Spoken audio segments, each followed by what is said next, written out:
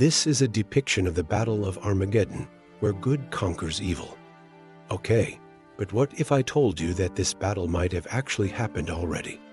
What if I told you that the invaders are not demons but humans? And what if I told you they might be related to the Mongols? Welcome to Unleash Facts, the place where history's secrets, unsolved mysteries, and mind-blowing truths come to light. We'll examine whether they correspond to this enigmatic force and explore why some scholars have made this intriguing connection. For centuries, theories have circulated proposing that the enigmatic apocalyptic figures known as Gog and Magog, as mentioned in religious texts like the Bible and the Quran, could be linked to the ancient Mongols. This intriguing idea has roots in historical, geographical, and symbolic parallels between the Mongols and the descriptions of Gog and Magog found in various religious texts. In the Christian tradition, Ezekiel's prophecy in chapters 38 and 39 and the book of Revelation, chapter 20, verses 7 to 8, describe the coming of Gog and Magog as an invading force from the extreme north that will provoke Israel into a final battle. Islamic eschatology, as found in the Quran, Surah Al-Kahf, verses 93 to 98, also speaks of Gog and Magog as a destructive force that will break through a barrier constructed by the righteous ruler Dhul-Qarnayn. Scholars have put forward various arguments to support the notion that the Mongols fit these prophetic descriptions. One of the most compelling is the sudden and overwhelming nature of the Mongol invasions in the 13th and 14th centuries. Their rapid conquests across Eurasia from China to Eastern Europe align with the image of Gog and Magog as northern hordes who descend unexpectedly and unleash havoc. The Mongols were known for their equestrian skills, military tactics, and sheer mobility, which enabled them to traverse vast distances with speed, catching their enemies off guard. This suddenness and unexpectedness of the Mongol onslaughts bear resemblance to the notion of Gog and Magog appearing unexpectedly from the extreme north. Another argument supporting the Gog and Magog theory is based on the geographical references in ancient texts.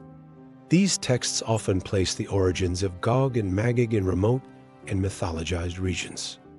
Ezekiel, for example, describes them as coming from the far north, while Islamic tradition places them beyond the lands of civilization. Scholars have suggested that this ambiguous location could possibly correspond to the Central Asian steppes, which were the ancestral homelands of the Mongols.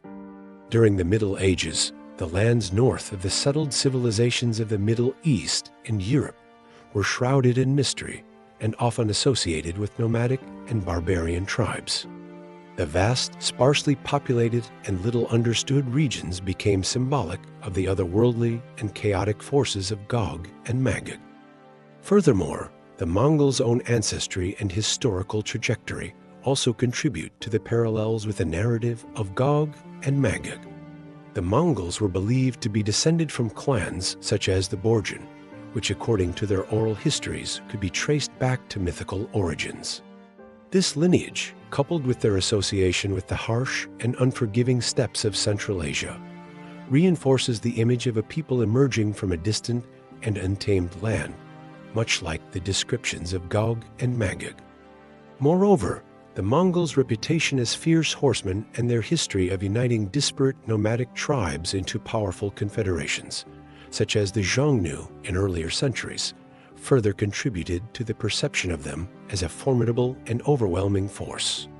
This portrayal of the Mongols as a powerful, godless, and relentless force that swept across civilizations leaving death and destruction in its wake aligns with the characterization of Gog and Magog as an apocalyptic army sent to punish the righteous.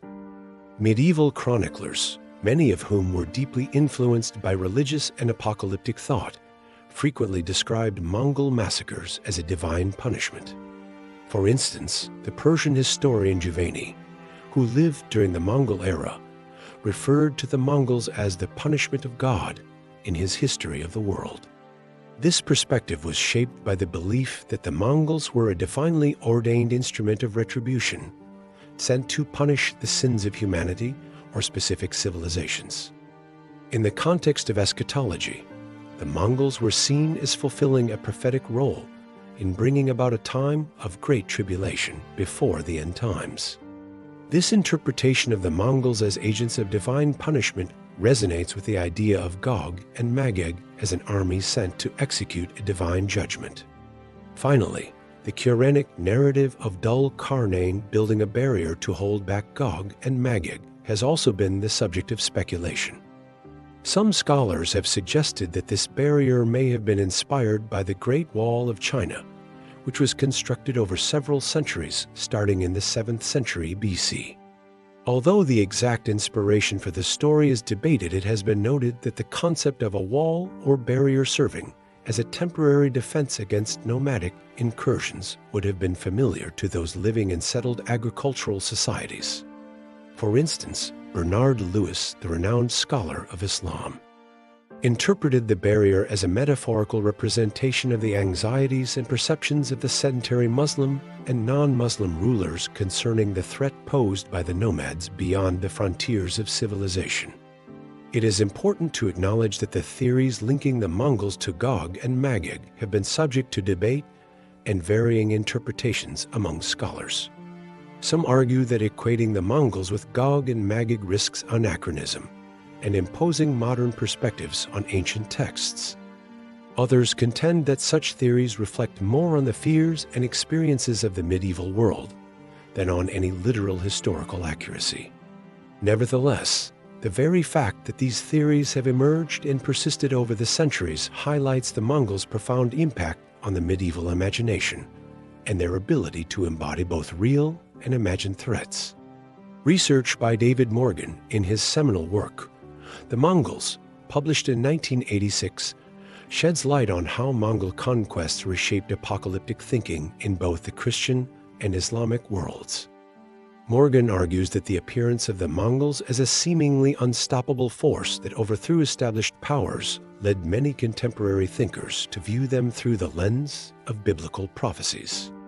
This interpretation was particularly prevalent in the aftermath of the sack of Baghdad in 1258, an event that was catastrophic in the history of Islam and left a lasting impact on Muslim apocalyptic thought. Roivan Amitai, an Israeli historian, further explores this perspective in his studies on the Mamluk era in Egypt. Mamluk scholars, according to Amitai, explicitly identified the Mongols with Gog and Magog, viewing their destructive rampage as a fulfillment of eschatological prophecies.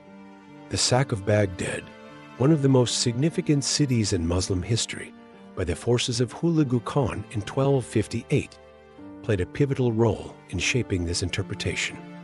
The Mongols' ruthless destruction of the city, which housed countless mosques, libraries, and centers of Islamic learning, was seen as a sign of the end times and a manifestation of the prophesied chaos brought forth by Gog and Magog. Moreover, the Mongols' treatment of cultural and religious sites, including the burning of Buddhist temples and the destruction of Christian churches, reinforced the notion that they were an unhinged force bent on universal destruction, thereby aligning them with the image of Gog and Magog as agents of ultimate destruction. Asfar Moin's book, The Millennial Sovereign, published in 2012, delves into the apocalyptic imagery employed by Timur, also known as Tamerlane, a Turco-Mongol conqueror who ruled from 1336 to 1405. Moin argues that Timur strategically used eschatological references in his public pronouncements and inscriptions to legitimize his military campaigns and present himself as a kind of messianic figure carrying out a divine mission. Timur, like other Mongol conquerors before him, led massive armies across vast distances, leaving behind a trail of devastation and death. His conquest of the Middle East and his sack of cities like Delhi and Baghdad were seen as fulfilling apocalyptic prophecies of destruction.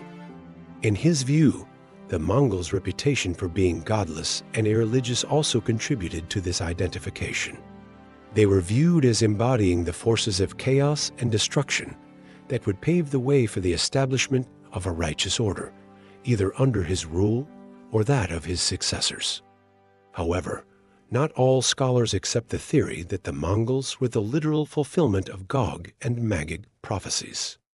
Some, like Timothy May, argue that Gog and Magog should be understood as representing archetypal chaos rather than specific ethnic groups or historical figures. May contends that the idea of a northern invading force sent to punish Israel or humanity aligns more with the Mongols' actual behavior and impact than any other group at the time. The Mongols' reputation for brutality, their disregard for established religious and cultural norms, and their ability to unite diverse nomadic peoples into a destructive force all contribute to this interpretation. In essence, while there is no consensus on whether the Mongols were literally the Gog and Magog of Christian and Islamic eschatology, their similarities to the historical Mongols cannot be ignored. The Mongols' sudden rise to power, their nomadic origins, their reputation for ruthlessness, and their ability to unite disparate groups into a formidable fighting force all align with the descriptions of Gog and Magog found in ancient texts. Whether viewed as a literal fulfillment of prophecy or as an embodiment of the chaos and upheaval that prophecy foretold, the Mongols' impact on the medieval imagination was profound, casting them as agents of divine retribution and sealing their place in the annals of history.